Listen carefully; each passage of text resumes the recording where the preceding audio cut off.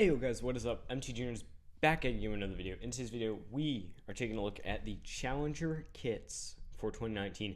These were just announced 6 hours ago. When you're seeing this, might be 7, 8, 9, whatever. But I'm excited because these things they're usually pretty good. So let's just take a look at the deck list. The first thing I'm noticing is Wizards said that they would no longer have MSRPs, but apparently this one is $30 because yeah, that's a thing. Anyways, hopping into the actual deck list here. So we have four different decks. Sorry, had to be sure. Pretty sure, thought it was four. It might be five, but it is four. I can confirm that, ladies and gentlemen. Okay, so our first deck, we're looking at United Assault. It is a mono white challenger deck. These will be released on April 12th, 2019. So hoping to get my hands on one or two of them. Let's hop right into the first deck list here. This one is United Assault. It's a mono white creatures. We have 29 creatures. We have 4 Dauntless Bodyguards, 4 Healer's Hawk, 4 Leonin Vanguard, 4 Sky Marcher Aspirant, 4 Ajani's Pridemate, 4 Adanto's Vanguard, 4 Benelish Marshal, and 1 Haunted Witness. So looks kind of like my personal white arena deck. Just saying, it looks kind of like it. Now, I will say, they said all cards have been previously printed in our standard legal, okay? They put Ixalan cards in here, and when War of the Spark comes out, that's not going to be standard legal, which is about 3 weeks down the road, unless they're reprinting it in War of the Spark. So, I don't know how I feel about that. Anyways, hopping into the instants, we have 3 instants, all the same thing. 3 Pride of Conquerors. Enchantments, this is where the value is. We have 3 Conclave Tribunals, nothing crazy. We have 7 enchantments total. 2 Legion's Landing, pretty good. And 2 History Benalius. Those are $16 right there. And let's say these go for 30. $16 right there. Is there the full 30? I don't think so on this one. But yeah, I think it should be pretty cool. And then 21 lands, which are all planes. Sideboard, 1 Conclave Tribunal, 3 Knight of Grace, 2 Make a Stand, 3 Shieldmare, 3 Baffling End, 2 Tecatli, I don't know, Honor Guard, and 1 Remorseful Cleric. So I don't know if there's the full $30 here, but you are getting a deck anyways. So this should be a good kind of starter deck for a beginner player, or maybe you just want to play with a set of 4 people, and you guys just want some decks to play with. You can pick these up, one for each of you guys. So that'd be pretty fun. So yeah, we have this. Let's just see a sample hand here. We have Benelish Marshal, 1 Plains, 1 Leonin, Pride of Conquerors, Healer Hawk, and yeah, so pretty good. It's pretty good stuff. Let's just deal one more hand here. 3 Plains. Oh, geez. Okay, well, that's a mana flooded hand. Let's try one more. 1 Plains, 3 Benelish Marshal, 1 Plains, 2 Sky Marcher Aspirants, 2 Pride Conqueror, 1 Pride Conqueror, and a Haunted Witness. So, yeah, I think this deck should be pretty good. White in standard right now seems to be pretty good at doing some early damage, and that's kind of where it matters the most. So the next one, we have Lightning Aggro. Of course, they had to throw Aggro Red in. This is a mono red deck, all these being $30. So hop into the deck list here. We have 21 creatures, 4 Fanatical Firebrand, 4 Gitu Lava Runners, 4 Runaway Steamkins, 4 Viashno, Pyromancer, 4 Goblin Chain Whirler, and 1 Rekindling Phoenix. Sorceries, we have 2 Lava Coils, 1 Banefire, Instants, 4 Shock, 4 Lightning Strike, and 4 Wizard's Lightning. That's how you win the game, basically, as long as you have everything you need. And 2 enchantments, Experimental Frenzy, pretty predictable right there. 22 Mountains, sideboard, 4 Fight with Fire, 4 Diamond Mare, 4 Lightning Mares, and 3 Fiery Cannonades. Let's just deal out a test hand. Let's see what we got. Wizard's Lightning, Mountain, Runaway Steamkin, 2 more Mountains, and a Gitu Lava Runner. So, I think this deck could be pretty strong. I'll read this to you guys. Lightning Aggro, the mono red deck was much more stable and predictable than United Assault, if only looking at the Guilds of Ravnica metagame. However, we knew that the powerful spectacle cards and the new guilds would make an impact on the archetype. To avoid misjudging the optimal configuration of spells, which people are still debating, and potentially ruining the deck, we decided to stick to the tried and true Wizard's Lightning and Runaway Steamkin plus Experimental Frenzy packages. If you're looking to try out different cards for this burn deck, I recommend Light Up the Stage, Screw the Critics, and Risk Factor first and foremost. Then you can explore adding green or black to the deck. Alex, whatever, from Mythic Championship 1 is a good place to start if you want to add green for cards. If you want to add green for cards like Cindervines and Collisions and Colossus. If you are more of a Rakdos Guild Mage like myself, I suggest trying Rixmade Reveler, Theater of Horrors, Carnival/Carnage, or my favorite, Mirror Breaker Sovereign's Bite. So, yeah, some good advice there. I do like this deck. I think it probably would be good, even though it would probably annoy the crap out of your friends. I'm just going to read the white one to you guys because I did accidentally skip over that. So, the white one, there were a lot of different options when we were building the United Assault, the mono white deck. The Pro Tour Guilds of Ravnica featured the full spread of 1 mana white creatures. Snubhorn Sentry, Leonin Vanguard, Sky Marcher Aspirant, Hunted Witness, Dauntless Bodyguard, Healer's Hawk, and Rustwing Falcon, aka Trusty Rusty. As the metagame evolved after the tournament, we also saw these numbers change. Notably, Hunted Witness and Snubhorn Sentry, a set... Wait, what's that from? Rivals of Ixalan, okay. Anyways, set a precedent, I'm bad at English, over Rustwing Falcon. Oop, sorry, I'm bumping the mic.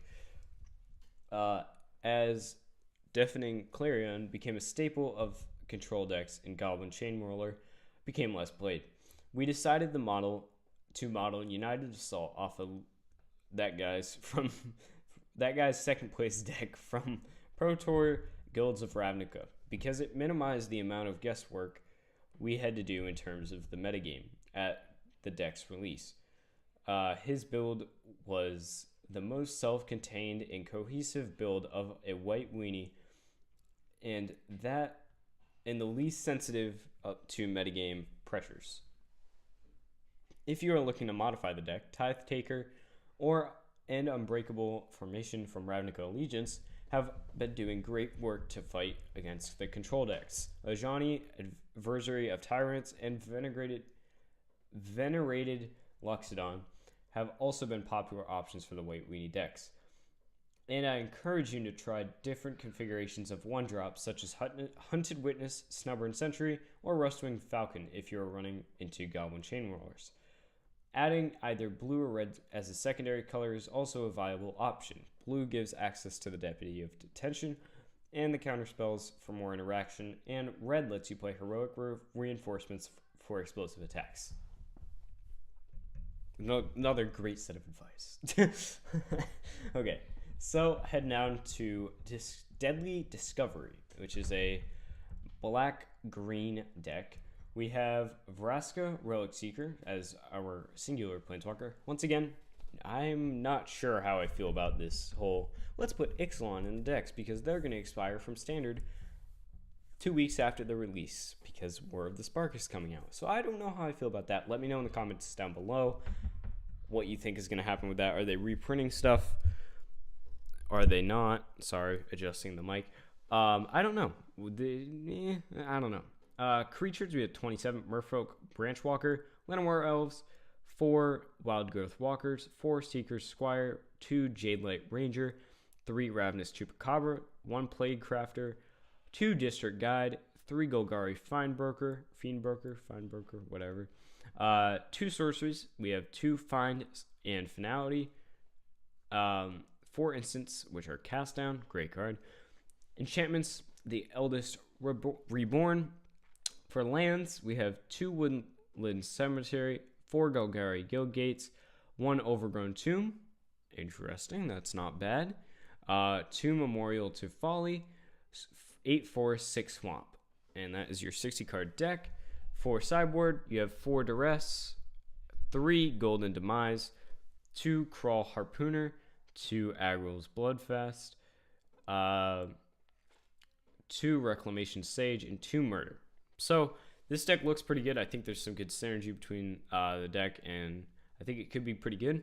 Let's do a sample hand here.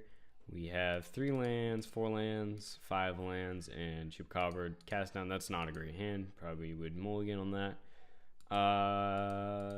That one looks like it could promise some stuff in the draw. But, so I think this deck looks pretty decent.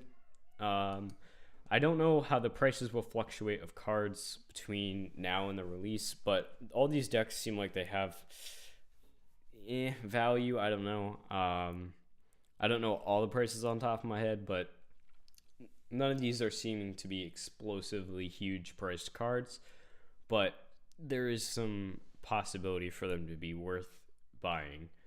So let's read the text here. Deadly Discovery, the black-green deck, was another tricky deck to build as there are no consensus on what cards were best at each spot on the curve, and public opinion was shifting each week. Much like the mono-white Challenger deck, we went with the self-contained Explore package Wild Growth Walker with their friends Merfolk Branchwalker, Seekers Squire, and Jadelight Ranger. Outside of that, we looked at the showcase. We looked to showcase the different options the deck has. This is the most open-ended deck in terms of how you can modify it.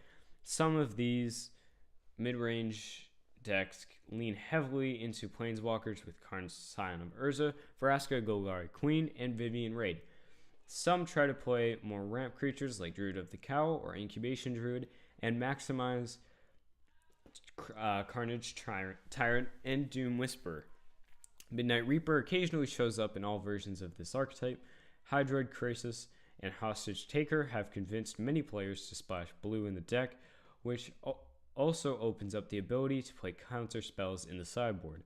There is also an Undergrowth build of this deck, which that takes advantage of Molder Hulk, which pairs perfectly with Memorial to Folly, and Izani Thousand Eyed.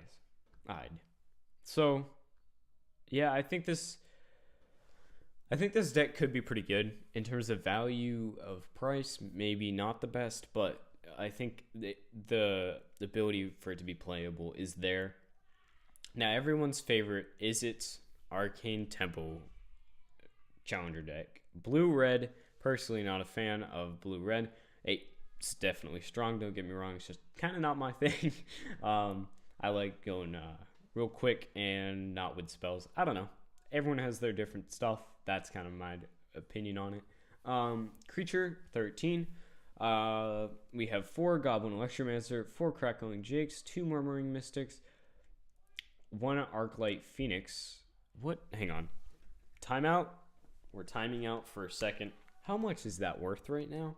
Because I'm pretty sure that's like pretty up there. Hang on 1 second. 1 minute. Don't mind me. I am doing this for science. We want to know the price of the Arclight Phoenix. It's taking me forever to do this though. Okay, so that is worth, yeah, that's what I thought. $25. What? No way. Why are they throwing that in there? Is there no other value? This one's worth it. Buy it. I don't care. Niv Mizzet, that's another, like, I don't know, $2, $3. So what? This one's definitely worth $30. Sorcery 9, 4 chart a course, 4 lava coil, 1 beacon bolt, 15 instants, 4 opt, 4 radical idea, 4 shock, 2 dive down, 1 blink of an eye, 1 enchantment, the Mirari Conjecture, 3 sulfur falls. That's another $2 card. What the heck? Why is this one worth twice as much as the rest of them? 4 is it Gilgate, 8 islands, and 7 mountains. That's your 60 card deck. Sideboard, the Mirari Conjecture, another one. 3 negates, 3 fiery candidate, 2 disdainful stroke, 1 beacon bolt, 3 entracing melody, and 2 Shivian fires. And let's just deal a sample hand real quick. We have lava coil, beacon bolt, island, radical idea, lava coil, charter course, and island. No mountains. That's concerning. Deal one more here. Another no mountain hand. It's kind of risky to play it without mountains. Mana flooded hand. Yeah, I don't know. Okay. Maybe I'm just getting unlucky. I'm pretty unlucky when it comes to this type of stuff. Anyways, reading off the last one here, we have Arcane Tempo. The blue-red Challenger deck is yet another deck that was going to be lots of fluctuations in the metagame involved. The number of Goblin Electromancers constantly changes. Enigma Drake and Crackling Jake are either played in tandem or one or over the other.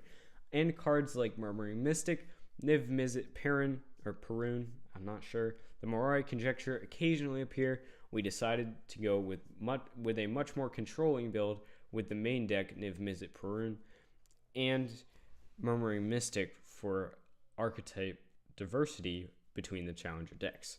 Much of our inspiration came from Pascal Varin's Is It Drake's deck, which he went 9-1 at Pro Tour Guilds of Ravnica. Impressive.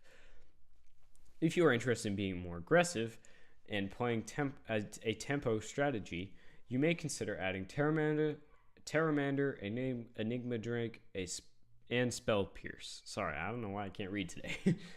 I also recommend that guy's first place deck from the StarCityGames.com Invitational in December, and Louis Scott Vargas's deck from the top 8 of the Mythic Championship 1 as inspirations to edit your deck list. This archetype is very open-ended. And with that, we close off the video here. So I think all these look pretty good. Some have more value than others. Some look better than others. But we'll see how it goes. Hopefully, I'm going to open some of these on the channel. Are you guys excited? Let me know. How do you feel about the Ixalan being thrown in there, since it's going to be out of set or out of standard like 2 weeks later because of War of the Spark? Because I believe pre-release for that is 23rd, 24th. Could be wrong. Yeah, so let me know how you guys or what you guys are thinking about this. With that note, I'll see you guys all in the next one. Peace out. Stay tuned for the next video. See you guys.